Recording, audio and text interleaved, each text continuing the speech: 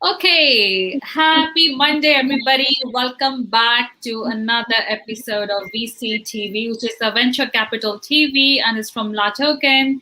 And it's the first day of the week, and I'm very excited to host this episode of VC TV, talking about the must-haves when you're pitching to investors. It's very important. When you're pitching to investors, it's for money, obviously, for fundraising. So today's session is going to be focused on sharing insights on that particular topic from all our investors who are very, very experienced in the field. So basically, before I start introducing my speakers, let me just introduce myself. My name is Sunny Mohanty. I'm the regional director of LATOKEN based here in Singapore. And I've been hosting VC TV since 2020, February, because of the pandemic, as we all know. And since then, our investor community has grown, our viewership has grown, and yes, so that's about VC TV, and that's about me. Let's just start with introductions from our speakers of the evening. As I see on my screen, I'd like to start with Devang Mehta. A quick intro on background, Devang. Thank you. Sure, I am Devang Mehta. I'm a partner at Untitled Ventures, a premier speed scaling ecosystem that invests at companies at pre-Series A and Series A of the investing cycle across 3 verticals, of which I handle the healthcare vertical. In conjunction with that, I also run Lumos, one of Asia's premier healthcare accelerators that helps companies across the world scale into India through a mixture of data and clinical validation and Everybody put themselves on mute while Devang is talking. I appreciate that. Thank you so much. Lumos helps companies scale into India through business and technical interventions. So we help with India market access, India growth, data clinical validation, introductions to experts and luminaries in the field, essentially whatever you need to leverage what India has and build better products, build better layers of AI, ML, or algorithms and things like that. I am based here in Mumbai, India. Background of technical and business and some angel investing experience. Been with Antel for 3+ years. Thank you. Fantastic. And thank you. Welcome back, Devang. Next, I have Harsh Shetia from Our Ventures. Hi, Harsh. Welcome back to another episode. And please introduce yourself, the short background. Hey, Sony. Glad to be back and glad to see so many familiar faces here. So, my name is Harsh Shetia. I'm a venture partner with Our Ventures. We basically help early stage startups fundraising with their pre-Series A, Series A rounds, all the way up to $10 million. My personal preferences is health tech and fintech sector, though we do expect invest in sector agnostic spaces. I've worked in companies like Paytm and J&J, which are Fortune 50 and unicorn companies, and I'm hoping to help more startups grow and scale their business and hopefully go international as well. Thank you. Fantastic. That was quick and fast. Thank you, Harsh. Next, I have Boy Lau from Hong Kong, who is joining us for the very first time on VC TV. Hi, Boy. Welcome to VC TV. Finally, I have you after chasing you for a long time. I have you on VC TV. I'm sorry, Sonny. I been very busy, but thank you for having me. Good to be here today. So, quick introduction of myself. I'm Bowie, based in Hong Kong. I'm a woman with many hats. So, one of the hats I do angel investment into technology companies out of my own firm called Mage Ho. So, we focus on 5 specific technology: AI, big data, blockchain, cybersecurity, and Internet of Things. If you have, I guess, any project that touches this area we're interested to look at. It doesn't mean we don't look at any other project. So that's Mage Ho. And on the other hand, I'm also a partner of a venture capital fund called True Global Ventures. We are a decentralized fund across 30 cities. So that means there are lots of partners across 30 cities globally. And there are 4 specific verticals that we're interested in. One is financial services. Second is infrastructure. Third is gaming/entertainment. And fourth is data and AI and data analytics. So glad to be here today. Thank you. Oh, fantastic, Boy, and welcome to VC TV. Thank you so much for that intro. Next, I have Saurav. Hi, Saurav. I think this is the first time you're on VC TV, at least for my session. So welcome to VC TV. Thank you. Thanks. Yes, first time for your session, though not the first time on LATOKEN TV. Right. My name is Dr. Saurabh Bhatia. I am based out of Pune, India. I am an investment banker as well as an investor, and I am also associated with our ventures. Usually, I'm sector agnostic as far as the choice of companies are concerned, but at the same time, I have special interest in healthcare, edtech, as well as AI. Thank you. Thank you, Saurav. And yes, very welcome to VCTV. Next, I have William Du joining us from Malaysia. Hi, William. Welcome back. How are you? Hi, good evening, and very glad to be back again. Right. So yeah, I've been pitching over the last few months, and especially the last 1 week. I probably spoke to over 60 investors on solar, on vertical farm, on four other startups that I'm involved in, and we closed two investment last week. One investor decided to invest 25 million US into our vertical farm, so we are finalizing the papers now, and the other investors decided to invest 10 million US in our solar fund, right? So yeah, so I've been wearing different hats, but since last 6 months, I've been involved in venture myself and raising money all over the place for my six startups. Wow, Thank you. fantastic. Thank you for that, and welcome back. Next, I have Kingsley. Hi, Kingsley. Welcome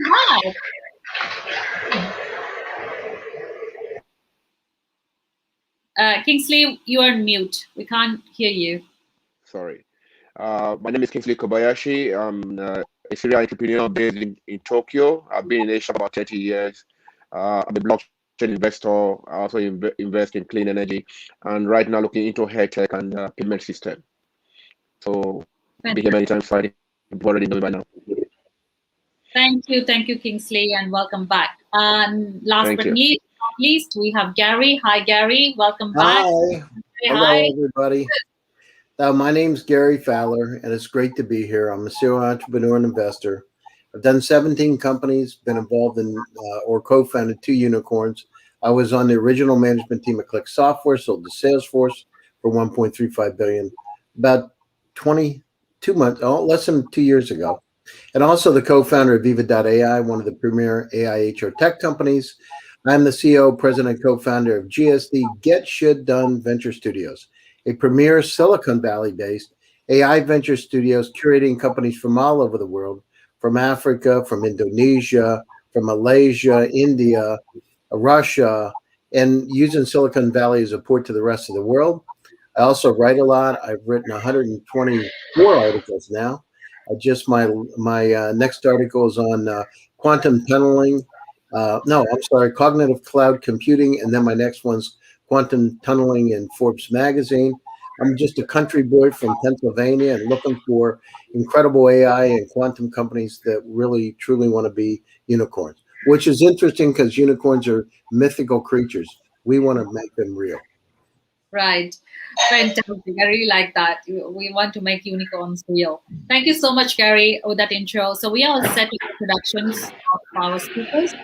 So today, I request people to put themselves in mute, those who are not speaking right now, just to avoid any noise from the background. Thank you so much. So today's topic is about must-haves when pitching to investors. So startups frequently prepare a pitch deck, as we know, to present their company to prospective venture capital investors or angel investors.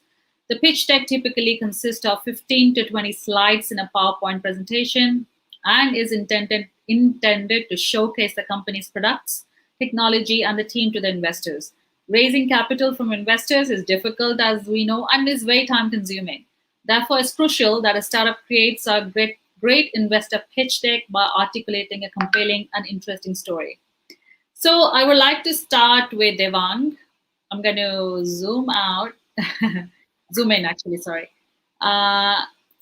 So Devang, my first question to you on the topic would be, so what does it take? What does it take to have a pitch deck?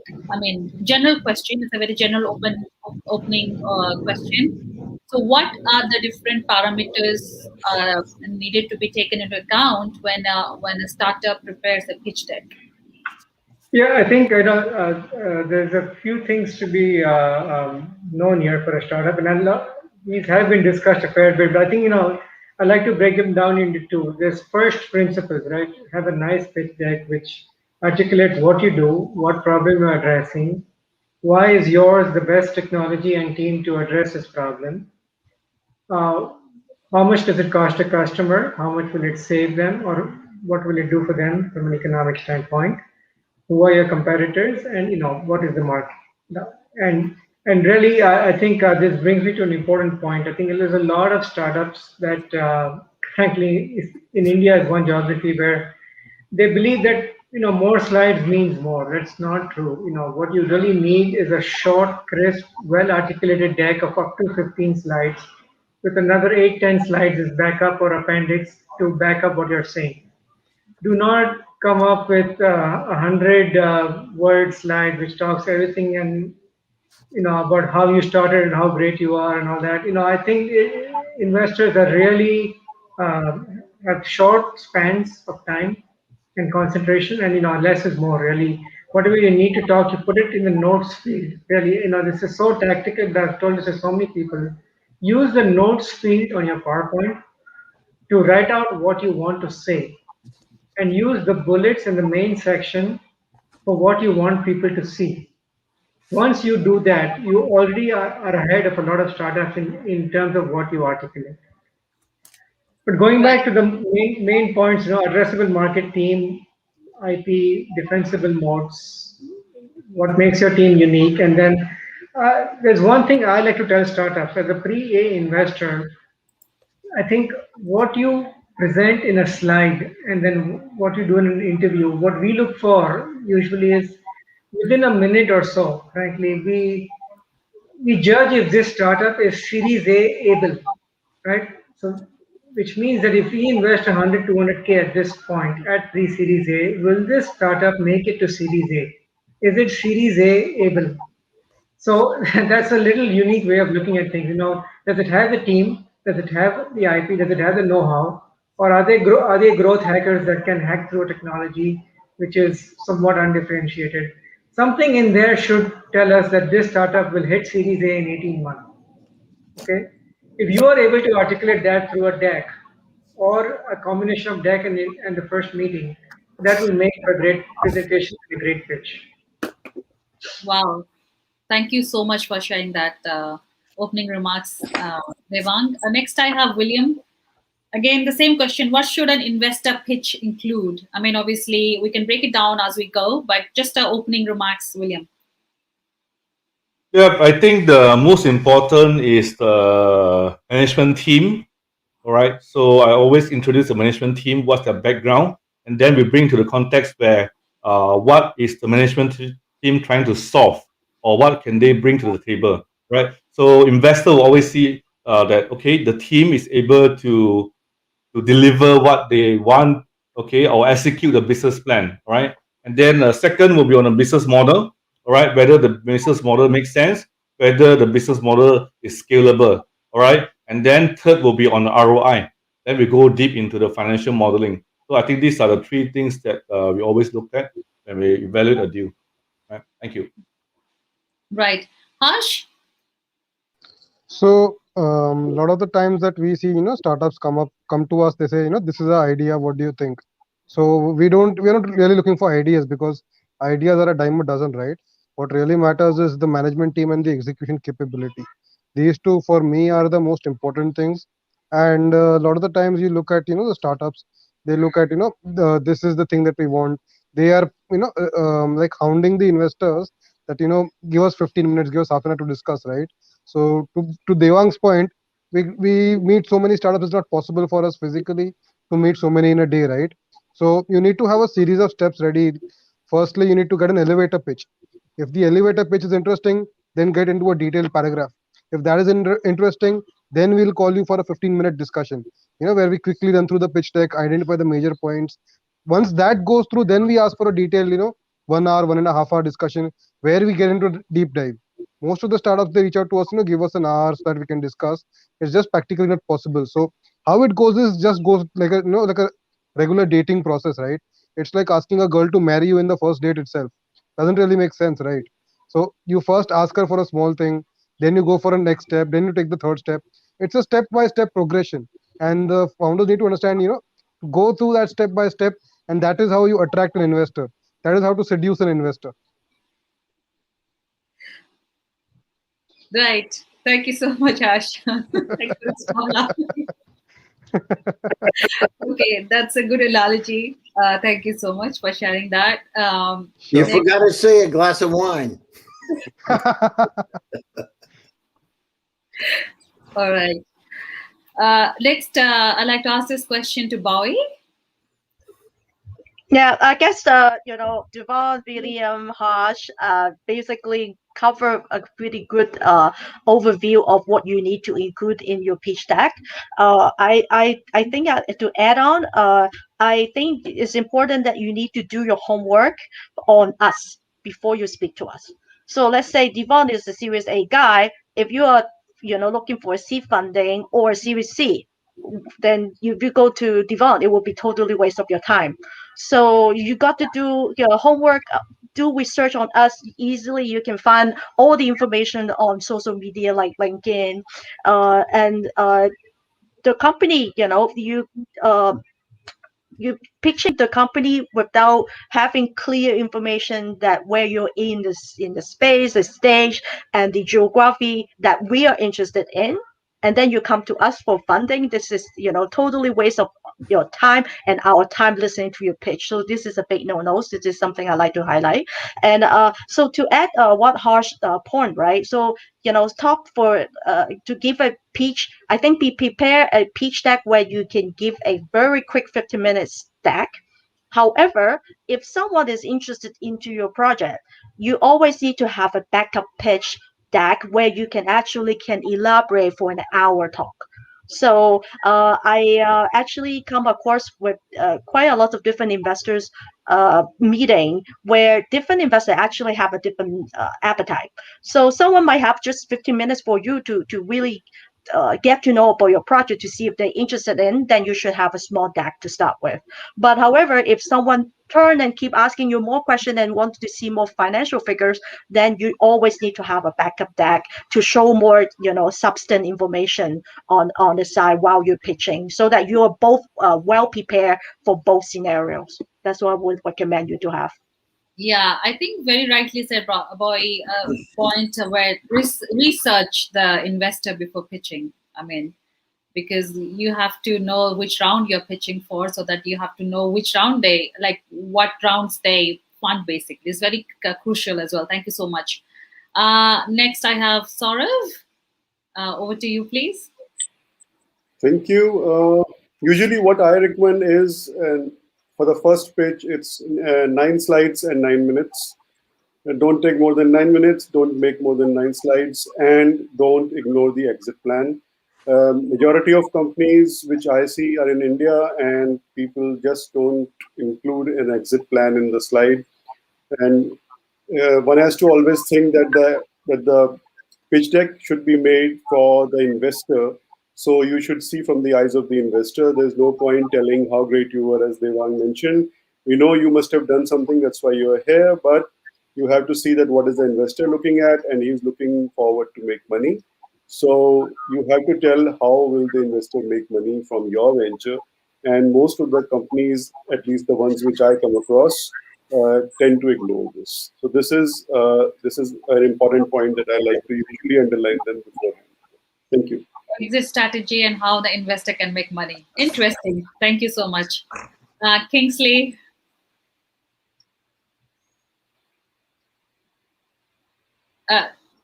You're on mute. Thank you very much. I like to look at the areas that people don't look at very much. It's already well covered. But the first thing I look at is your demeanor. How do you come on stage? Are you relaxed back? Are you actually asking for money? Do you know what you are talking about? You have to know your project. A lot of people come around and they start beating around the bush instead of going straight to what they want. Tell us what you are doing, the problem you're trying to solve, why I can solve it, and say it in a way that is convincing to me to put my money in your project. Some people come in there as if they are coming to talk to me just as a friend. No, You are asking me to invest in your project. So you should be able to have that passion, that knowledge of your project that will convince me that yes, I should put my money in your project, and then also tell me how I am going to get my money out. Most people don't even remember to ask how much they want. They already finished the project and you have not told me how much you want. Then I have a problem, because you have to tell me how much you want, how you're going to use that money, then how I'm going to get my money back. That's all I want to know. And if you captivate or you take my attention from 5 to 10 minutes, you already have my money. But if I'm not able to do that in the first 5 to 10 minutes, I'm sorry, we are not talking after that. Wow, very strict investor.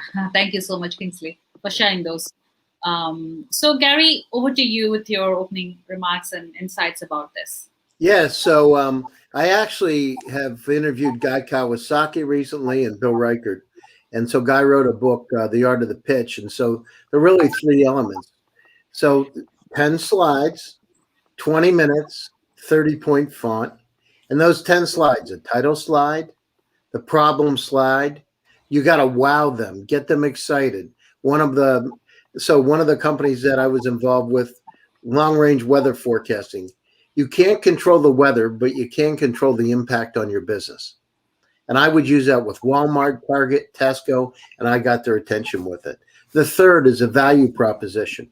And again, I'm a country boy. Keep it simple. Underlying magic. What do you do that's so incredibly exciting? What kind of artificial intelligence? What kind of business model? What's your go-to-market strategy? Competitors. Who are the competitors? Where do you stack up? And one thing you got to do, as I said, 30-point font. Not drill down and try to make this a research project.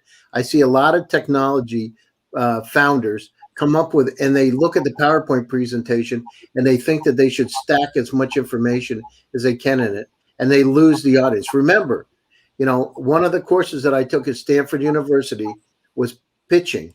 In that pitching, we had an acting coach and we had a business coach. Why?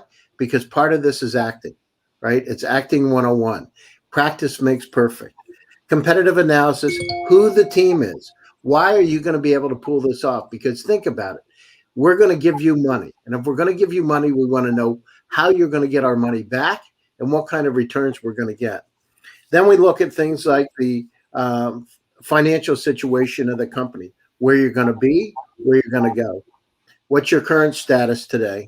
And then your accomplishments, timeline, et cetera, use of funds. What are you going to do with my money? If I give you money, what are you going to do with it? And do I feel that you can pull it off? Are you going to be able to have my money last 18 months? I look at an 18-month window. And what can you do during that 18-month period of time? So if you do that, and I've had thousands of companies through my accelerator, so GVA, I've had thousands of companies through a Skolkova Startup Academy, and each one of it's like back to basics. Keep it simple. People want to make sure you have credibility, they can trust you. The other thing is build an intergenerational team. It's really important during the pandemic. Why? Because people that have had success, you're hedging your bet. There's a greater probability that they're going to succeed. So the people with the gray hair, it's not bad to have them as part of the team. Multicultural, just like today, right? From Japan to Malaysia to Singapore to India, build a team that looks at things differently, because those teams are really, really important to make the company resilient.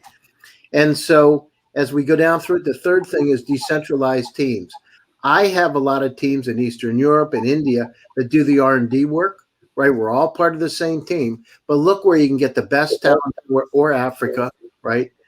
The best talent in the world to be able to pull it off. So if you're using artificial intelligence, which we do, or quantum, I look for teams that have the capability to be able to pull it off and as part of it. And we use Silicon Valley as a port to the rest of the world, keeping it simple. Why? Because a lot of investors have their office 5 minutes for where we are.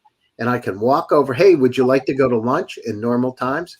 And yes, take them down to Hobie's right down the street, El Camino Real, have lunch or breakfast. And it makes it a lot easier. If you're going to go fishing, you want to go fishing where there are fish. You don't want to go to a pond where you're questioning whether or not they're fish. Go where the fish are. All right. Really like that, Gary, when you said gray hair, and I saw Kingsley just doing. That's right, Kingsley. It was funny though. Thank you so much. So that brings me to the next question, Gary, and everybody. I'm going to go one by one. Like now, these days, we do not have physical pitching sessions as much we used to have back before 2020.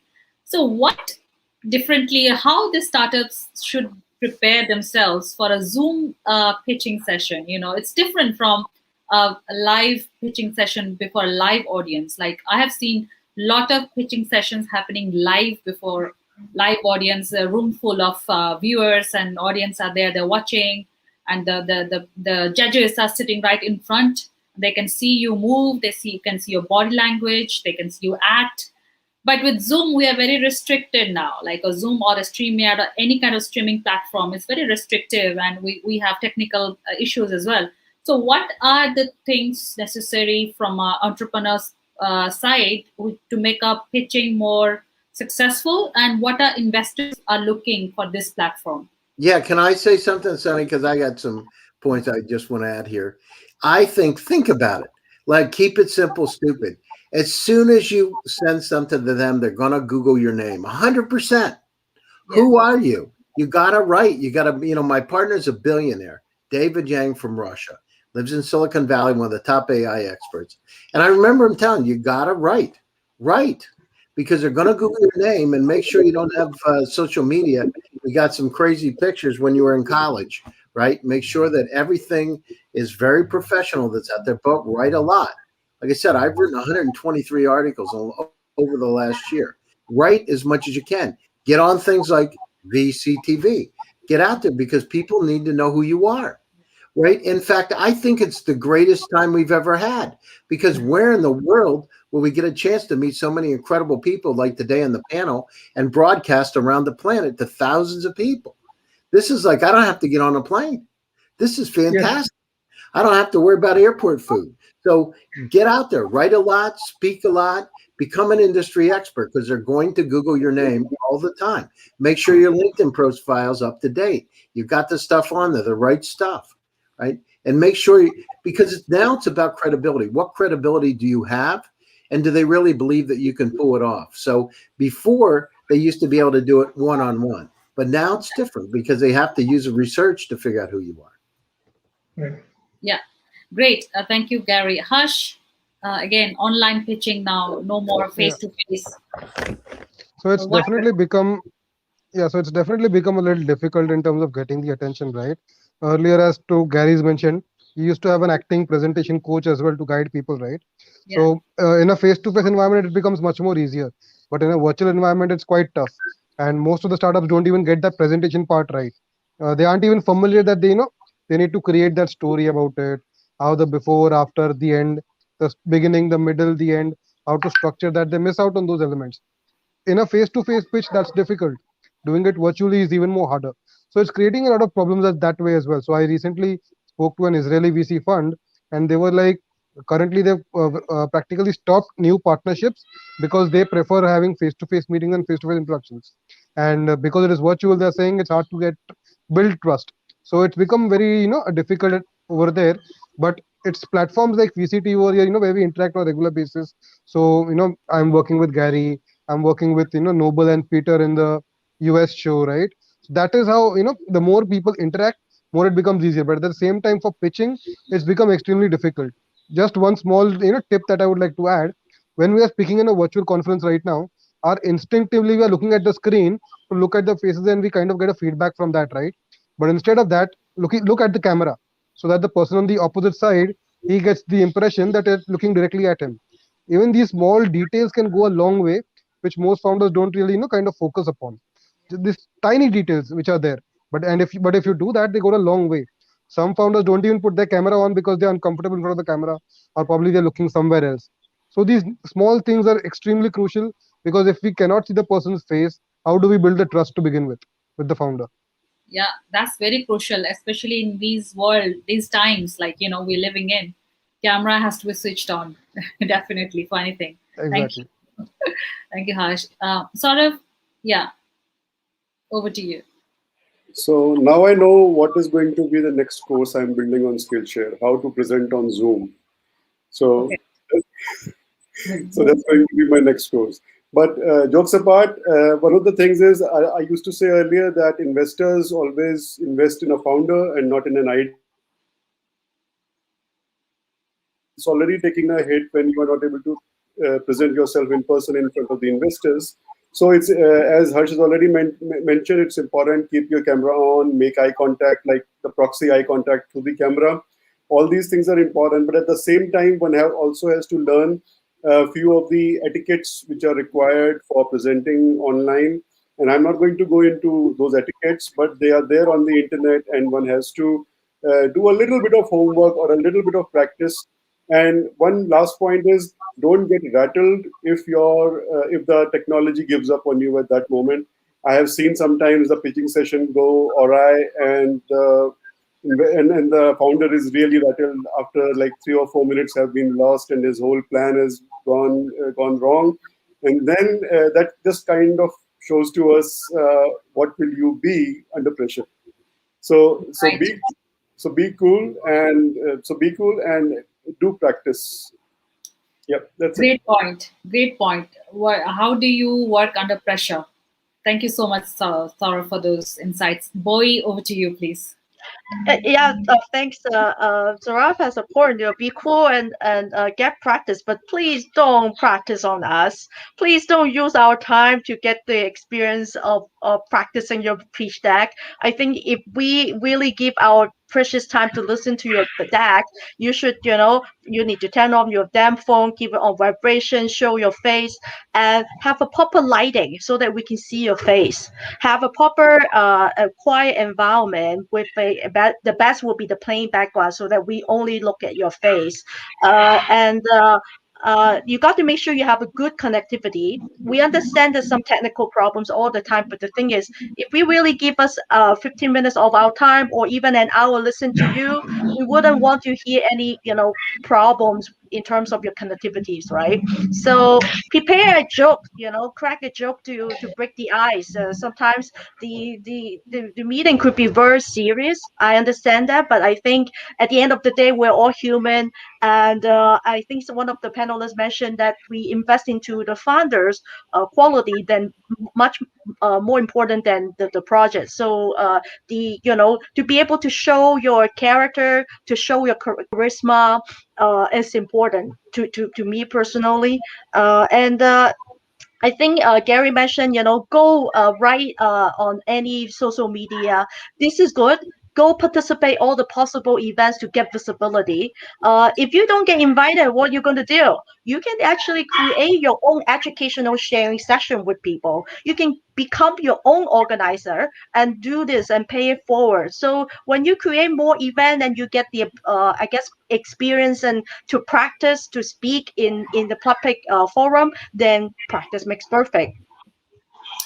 Very, very relevant points, boy. I really like show your character. Like, obviously it's very important when you are pitching virtually before investors. Thank you so much. Next, I have Devang. Your insights, please. Yes, a lot of good points covered. I'll just amplify a couple of really good things. So LinkedIn is really, really important. Everything dating back to at least undergrad, where you studied, what you studied, where you worked, with whom you worked, what your colleagues thought about you, what you've authored, where you've been mentioned and covered. And then, don't leave key gaps. Let's say you dropped out of school. Let's say you're a high school dropout, but still a good, or a good entrepreneur. There was one person I knew with that. So when it came under education, what he wrote there was, school of hard knocks. As the university he went to was school of hard knocks, and he described in just a succinct para of the financial conditions that led to him having to drop out of college, and how he did part-time jobs, and how he learned entrepreneurial skills and instincts while he was going through those life experiences. It was so refreshing. It added humor, it added gravitas, it added a different touch to a LinkedIn profile instead of just leaving it out or saying I dropped out in 2 years because I thought it was unnecessary or something like that. Just add some humor, add some weight, add a sense of class to your profile. If there's gaps in your resume or work, just come up with a good, believable, and well thought out way of explaining that. It works wonders because it's like Gary and a couple of other people mentioned. It's human instinct, right? The moment you get it, you don't even look to the PPT. You look at the name of the person and go to LinkedIn. So who is this person? What is his pedigree? Who do I know who knows him? Let me call him or her. Let me get even before reading the second slide. Let me just know what this person is about. It's like it's commonplace these days. Like if you send me a pitch deck, oh, let me call Carol at LATOKEN. Let me find out about Sony's past exits. Was it under duress or was it a great exit? Things like that. It's just instinctive. So do not underestimate LinkedIn. It's like a parallel interview happening even before you know it. Absolutely agree. These days of social media, like we are all like, I mean, Yeah, each other out on internet. LinkedIn is the best place. correct. Sure. And it gets much more amplified today, where we might not meet someone in person for a few months. You might just meet before making a final decision. Everything else is online, and it's very, very important to just have all your tracks covered. Very good. Thank you, Devan. William, over to you, please. Hi. All right. When it comes to pitching, I think since the lockdown in Malaysia last March, all right, we basically created an accidental business out of it. So we have done probably 60 over virtual shows, and probably around 20 of them are paid shows. That means we promote our clients who are on the fundraising, okay, only for those who are approved ECF, equity crowdfunding platform. And just in December, we did 2 shows and 2 interviews. And immediately 1 week after our show, they raised R1 million. And last week, they closed. They met their minimum fundraise, and they're able to close at 2 million now. And of course, they want to hit their 5 million target. And because of that, my partner has probably 5 inquiries just today. All right, I've seen from my calendar, he keep adding me to the meetings, but I have my other meetings. So I think in a nutshell is, if you're on my spamming list, at peak we have 3 events per week. Okay, so you'll be probably receiving at least 2 to 3 WhatsApp directly from me or our group chat. All right, I probably spam 30 groups on Facebook on each event at least 2 or 3 times, and surprisingly, all right, the group that actually asked me to stop is my schoolmates on the primary school, because they have no activities at all, and the only message is coming from me. Right? Imagine 1 week I have 10 messages coming from me. Okay. Yes, you have to be thick-faced. I come to a surprise when one of my posts on LinkedIn passed 10,000 views in the first 7 days, and 3 investors that we are talking to actually comes from LinkedIn.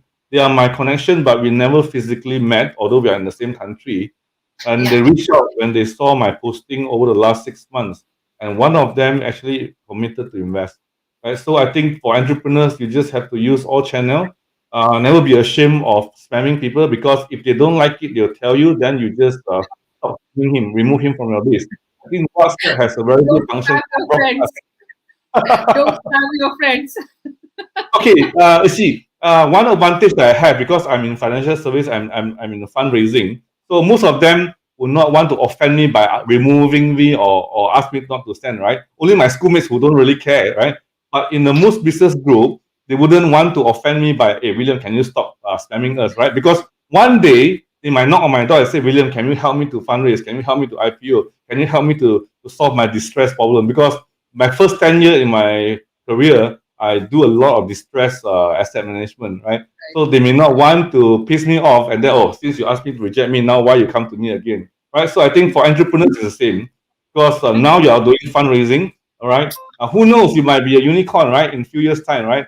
Or you strike gold, you get investors next door, and then next time they need to come back to you, all right? So I think for entrepreneurs out there, just keep pushing and push, because social media are free now. I spoke on a few Clubhouse, and now I'm invited to speak at sustainability rooms. Okay, from everybody from every corner of the world, right? So I think you just keep pushing.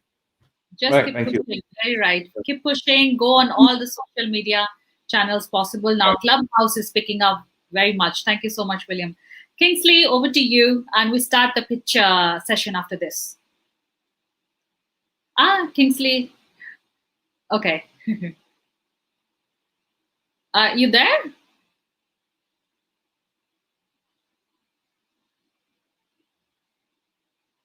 Okay. Well, I think we can go to the pitch session now. While we're waiting for Kingsley, can I add one note? Sure. Yeah, I think because we will be Googling your name, and it's important that you don't leave any uh, negative comment that you have written in the past on any social media. So I think in the past, either Facebook, Twitter, or LinkedIn, if you do, obviously social media is so convenient for people to freely express themselves. But the thing is, it also leaves a footprint. So if it's under your name, I think if it's anywhere on any social media channel, that is definitely a possible chance for us to find out what you have written in the past. So I guess, well, keep a rule in mind that you always be polite and be fair when you communicate with anyone over social media. I think this is the key rule. If not, then make sure you go back and delete all these unnecessary negative comments before you reach out any real investors. Wow. So that's a very important point as well. Kingsley, yes. Yeah, let me just add a little bit to it. I mean, it's all covered by the intellectuals in the team. I'm very happy to be with all of you today. Another thing that is very important is you have to visualize. You know, right now we are in the time of video conferencing. Let me not call it Zoom because we're using Zoom today. Video conferencing, and when you are video conferencing, you have to be able to convince the man on the other side what you are talking about. Some of them get lost in translation. It is very difficult depending on what project you are trying to pitch. You know, if you are trying to pitch product that you are supposed to show to me and you cannot, then it's difficult for you to explain it. But what is good is that I have actually invested more during the COVID period than when I used to travel a lot, because I used to go Bulgaria, go here. I have more time to research work. But I don't have a problem when you send me a pitch on LinkedIn and you ask me, what do you do? If you don't have the time to check what I do, so why send me the pitch? So it is very important for you to do your homework. Do your homework, know who you are talking to, know whether it's in your feed. Like Madam said before, if I am not in your feed, there is no need to send me a feed of agriculture when you know I don't do agriculture. You know, I'm not going to invest in it. If you know I'm in the healthcare sector, Gary's in the AI sector. If I have anything that is in the AI sector, I will send it to Gary. It's not okay. Can you please send it to Gary? So it is our duty to also share people which investors invest in which division, in which project, and the people presenting should be more versatile, or let me say, in their project. They have to understand their project. The way you talk to people matters a lot. You know, I don't have to be there to see what you are doing. I just need to hear you talk. I need to hear that passion in your voice. Then I will be able to invest and have the confidence. You know, a lot of people lose confidence just by like if they miss the 3 minutes and then they want to rush it up. You don't rush it up. You know, your first 5-10 minutes have already convinced me whether I'm going to put my money or not. And we are actually investing more during this COVID period because it has become a small village like where Gary comes from.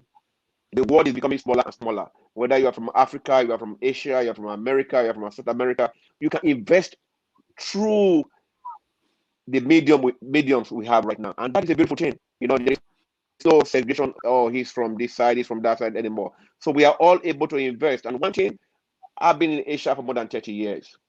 Your word is your bond. You know, if you are not going to fulfill what you are saying you're going to fulfill, don't even come to present to us, because we all know each other.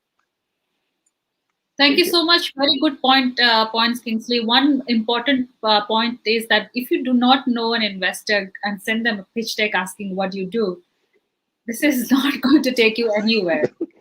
Everybody sees that on LinkedIn. This is terrible.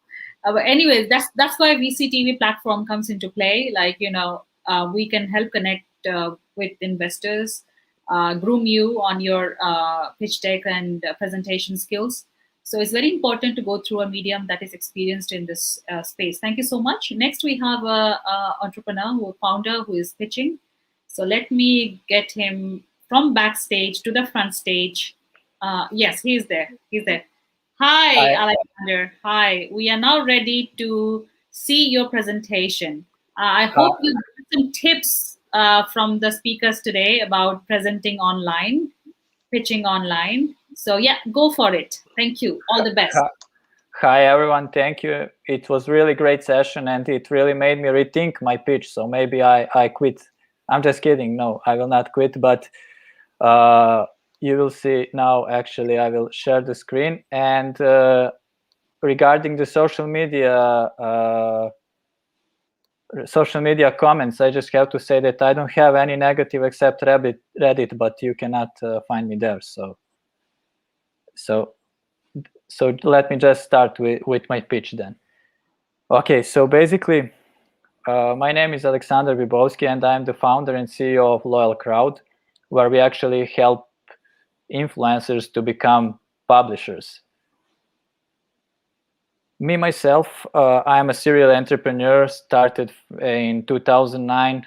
Since then, I have developed and sold 3 companies successfully. I had also many fails in my life.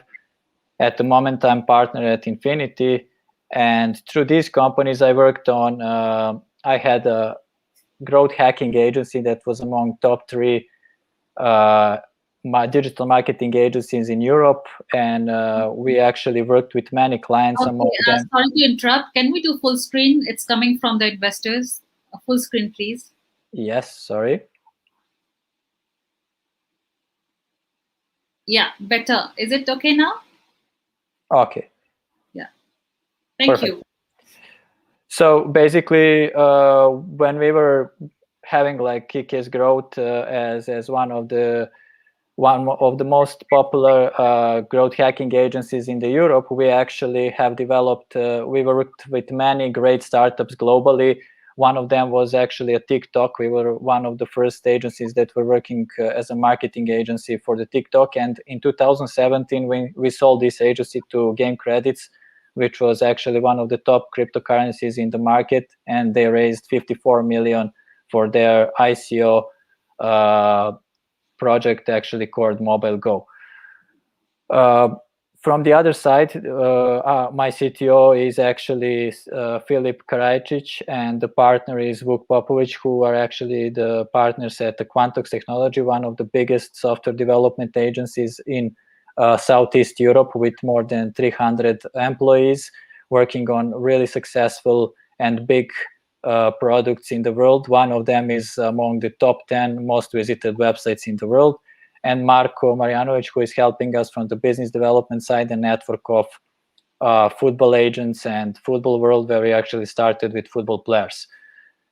So what we found as a problem is that actually a lot of, through my experience, I found that actually advertising industry is not working very well these days, because there is a lot of bots, actually 38% according to some reports. 47% of internet users are using ad blockers, and actually a lot of advertisers that I was working with are unsatisfied with engagement, with user engagement they get with ads and with actually options for advertising. So what we decided to actually start with customer development at Desk, if we have a good solution, is actually because I was working with a lot of rewarding systems before, and during the Game Credits and other companies, we found that actually we can integrate a rewarding system together with an ad network that can be integrated with many applications, and this rewarding system can improve user engagement and bring more quality to advertisers. So why now, actually? Because now COVID and digitalization transformed the way fans are consuming content, and mostly it's happening online.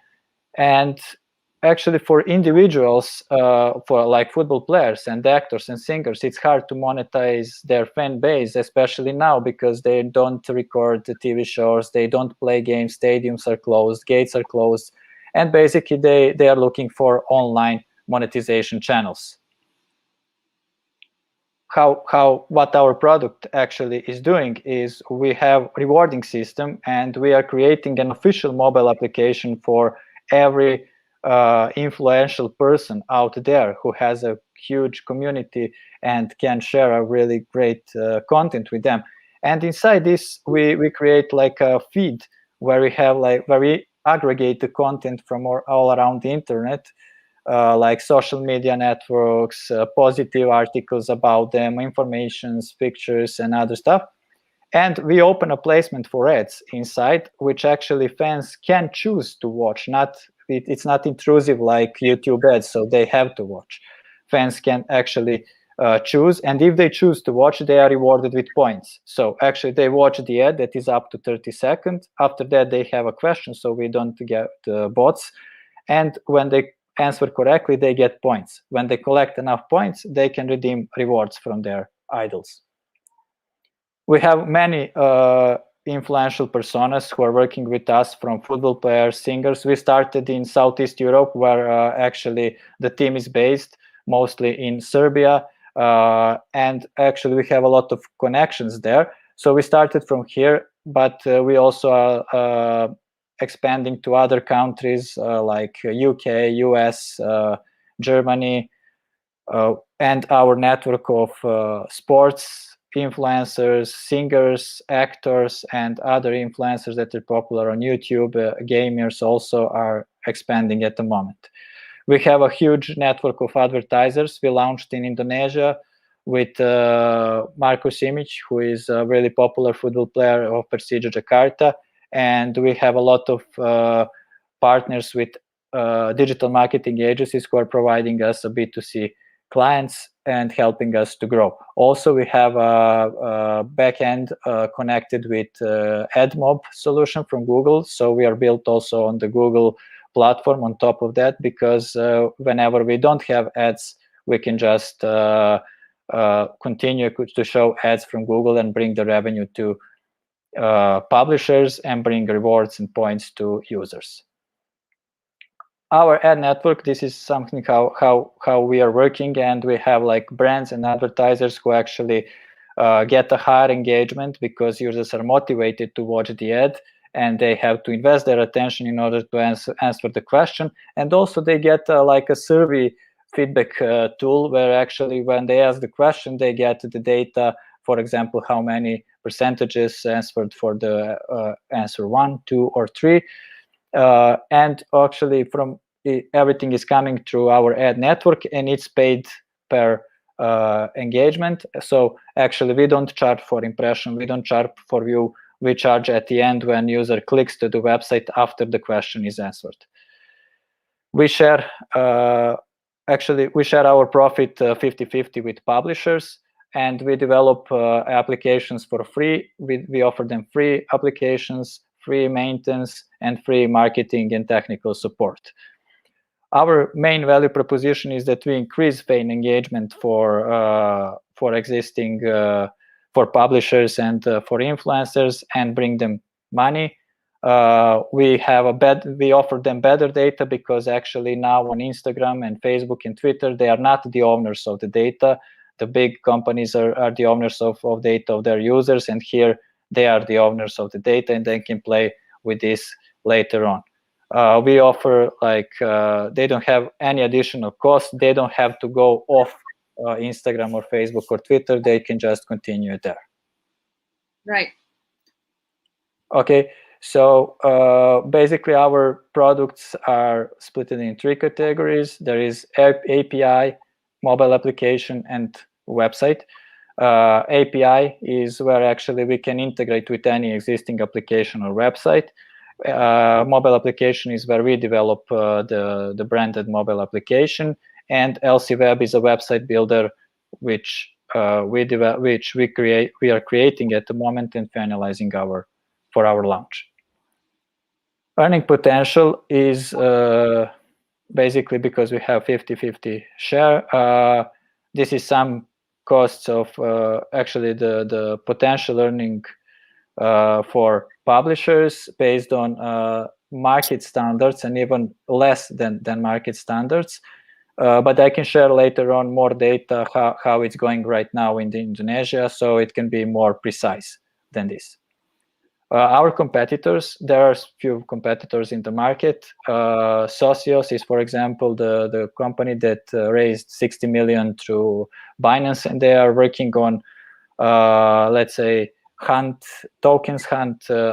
augmented reality application for football clubs, but this is not integrated with their official app, and this is only they don't have a revenue from ads. They don't have they only have like cryptocurrency, which is where users can redeem rewards. Infront Sports is a really well-established market in let's say company in the world of sports, and they provide football clubs with mobile applications and with cashback systems. And let's say the closest competitor is EscapeX, who actually already developed their Korean, and they developed the mobile applications for famous, for celebrities, let's say, but they don't have revenue from ads, but fans are buying tokens in their ads in order to engage with celebrities. This EscapeX, in the first year, they had 4 million ARR. Yeah, we have 1 more minute. Oh, okay, cool. Good That's timing. it. I know. Thanks. Thank you, Alexander, for that presentation. You can stop the presentation. We can take the questions now. I think the first question came from Boy. From your core team, is the ICO project still going on? Yeah, you Yes. mentioned the core team, the raise quite a lot on the ICO project. So I just wonder, is that ICO project still going on? Actually, no. From the core team, only me was involved with this ICO project. Actually, this company bought my digital marketing agencies, and Game Credits and Mobile Go are not involved. Actually, are not that popular on the market right now because it failed with their delivery. So you're telling me they raised, was it 54 million? Yes, they raised 54 million, and the project fell. Yes, and it was the biggest lesson in my life. I have sold 3 companies, but when I saw how people can spend 54 million in 1 year, it was the biggest lesson in my life. Yeah, so then I'm sorry, but this sounds like a scam to me. So this sounds a really bad thing that you mentioned during your pitch, because I will want to know your past, and you basically open a can of worms. Yeah, clear stuff. But the thing is that it really looked like a scam from outside. Inside, it was a team of 120 people in the Belgrade. And the thing is that it was really developing, but founders actually somehow changed their mission, changed their vision, and decided to not continue with that. So I had a 1-year contract to be with them after they bought my company. And basically, when I finished, I just get out because it was. Yeah, it was I guess if I were you, I wouldn't have mentioned this in doing your pitch deck, because that piece of information actually make your project worse. Okay, thanks for advice. Any other comments? Questions? And are you still running another ICO project? Because you didn't mention how much you're raising and what you're planning with the money. Are you having another ICO project for loyal crowd? Yes, actually, we are running at the moment IO through LATOKEN, and we are actually looking to raise approx 5 million in order to bring a use case, cryptocurrency use case that we found among our users, where actually users want to get out also in cryptocurrency through rewards in our applications. Okay, so this is the IEO. Yes, that's right, through LATOKEN. So how much have you raised so far? Through IO or in total? In total in the project. And Yeah, how much so more are you looking for? Yeah, so for now we raised 500,000, and the rest came from the money I have from the exits previously and from the other companies, and we are looking now for 500,000 to 1 million from investors in order to scale up and to because we found actually the only way how to the one way how to scale and get a really big return of investment on working with advertisers. So basically, when we are launching a new market, we hire agencies which has a huge portfolio of B2C clients, and they can immediately bring us their B2C clients, like we are doing, for example, now in Indonesia. And basically, whenever we open account, this is an immediate return of investment for us, because these companies and their clients are immediately investing through our app, and they are bringing us more of them. Okay. What I'm trying to ask, you need 500,000 now. How much do you need in total? Because as an investor, you know how much you need altogether. Not tell me in 3 months' time that you need around that $1 million. How much you need altogether to make the project work? Altogether, yeah, 6 million. 6 million. Okay, that's what I wanted to know. Yes. Thank you. Thank you, Kingsley. Alex, Anyone? Harsh here. Yeah. Harsh here. To add to Bobby's point, right, the fact that you blew up $50 million, that's obviously a huge negative. However, I would like to disagree with Bobby on one thing, that you should have maintained. You did the right thing by mentioning this upfront, because had you not mentioned it upfront, and if we actually take it forward, and we find this out in the due diligence that you hid that from us, and we find it over there, then you actually end up losing even more credibility. So it's a good thing that you kind of mentioned this upfront, because at least that way we at least know that the founder is trustworthy. The fact that you burn that money is kind of like a gone situation, and it obviously is going to be a huge black mark in your in your future investment or pitches that you do. However, it's very important to kind of be upfront and transparent about it and own up to that mistake that you did. Okay, thank you. Now, Alexander, how long did it take for them to blow through the money? For this ICO? Yeah, the 54 million. How long was that process? Was it 1 year, 2 years, from the time they raised to the time they finished it? How long? 1 year, 1 year, 1 2 years. Actually, when I quitted, it was running more for like 6-7 months, and that's it. That's crazy. That's unbelievable. It's crazy. It's laughing. I mean, it's not even a laughing issue. I mean, they had a lot of issues, legal issues also with this, of course, and it's crazy. It's a huge lesson. They did crazy things, but it was the Wild West on cryptocurrency market at that point. Anyway, I actually wanted to clarify one thing. I'm not asking you to hide the information, but I think this is a very serious information which you should declare in the follow-up round of a call. So I think the first pitch where you reach out to investors to really gain the interest. So I think when they're really more serious to get to know about the project, I think that will be the appropriate time to disclose the information. But this particular piece of information you really need to handle very carefully when disclosing it. Of course, I absolutely agree. Absolutely agree on that. Yeah, and you also need to build a lot of credibility, because that has been a huge damage to your your credibility, right? So as Bobby said, you need to handle it very sensitively, and also try to build on that, and to say that how you're going to be different, and how do you plan to correct on those mistakes, and probably lead by action. That is the best thing that I can suggest right now.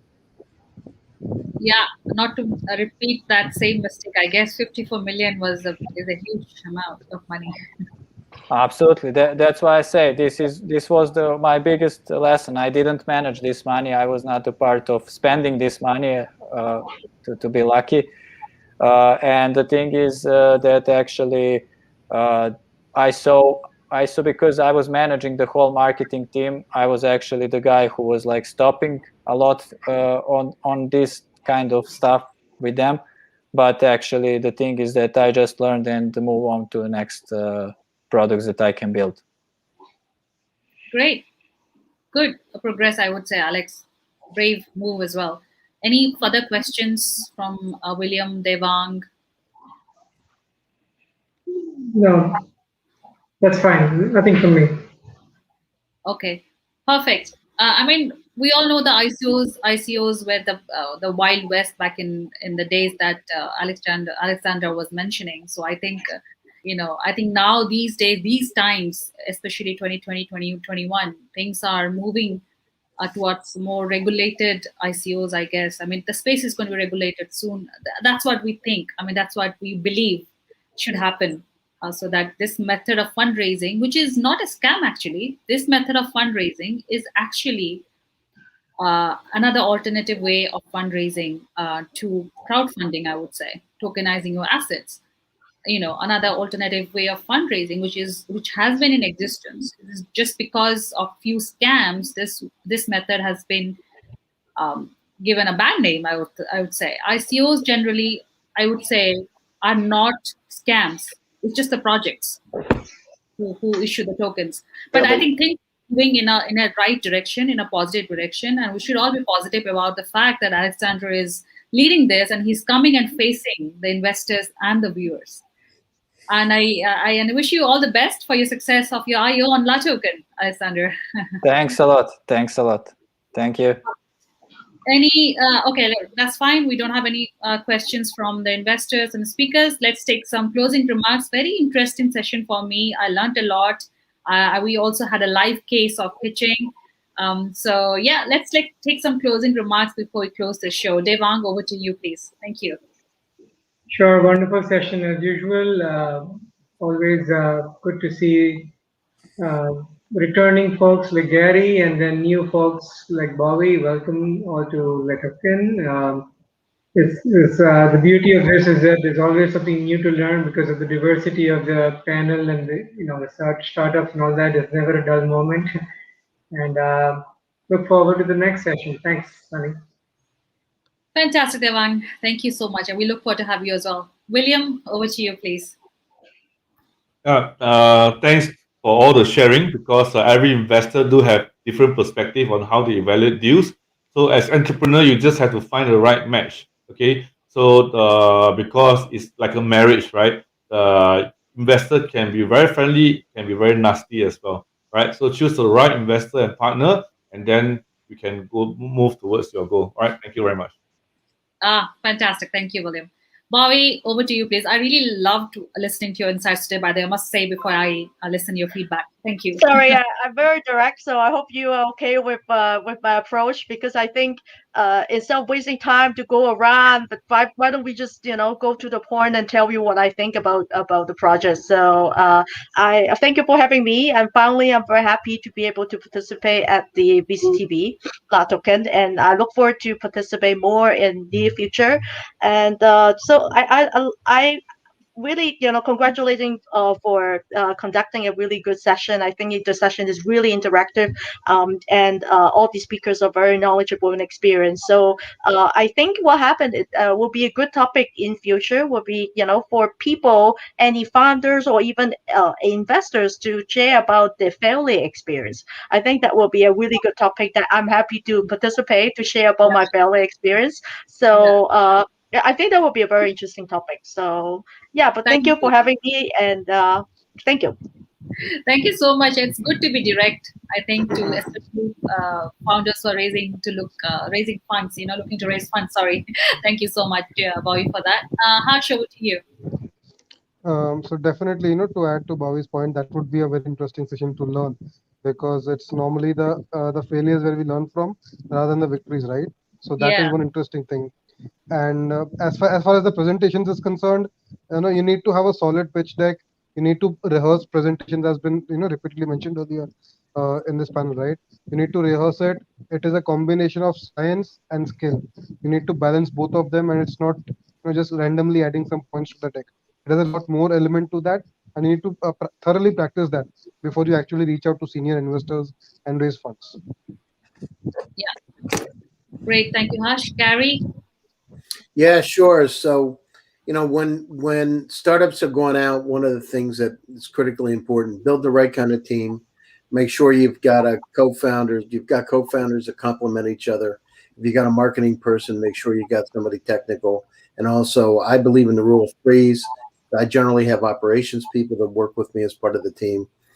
The other thing is set your goals, visualize. There's some metaphysical part of doing a startup, that is the soft side.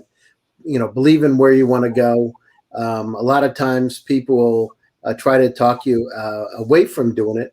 one of the things you want to do is use your customer development to figure out what is the right path to take.